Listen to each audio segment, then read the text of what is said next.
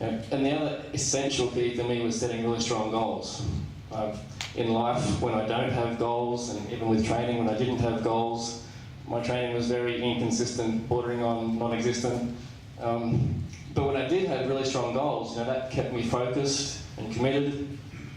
And when I didn't have goals, any excuse would really do, and I wouldn't go to the gym. But when I did have a strong goal, no excuse was really valid. When one day, it was about 3 weeks out from the national championships, I somehow managed to crack a rib doing deadlifts.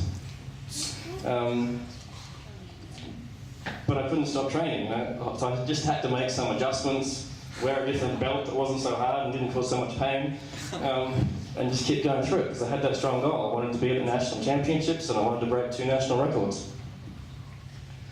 But we don't always have to have such large goals. And when I started, if my coach had sat down and said, okay, in 10 years, you're going to deadlift 255 kilos, I would have thought, that's just way too far out there. And we'd just break it down into little 3-month goals for every competition. And it would be, when I started, it was simply, well, I want to lift 5 kilos more than I did at the last comp, and then another 5 kilos at the next comp.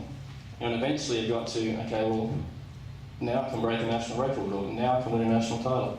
So just start with simple goals. If you haven't started an exercise program yet, then maybe your goal might be just to start.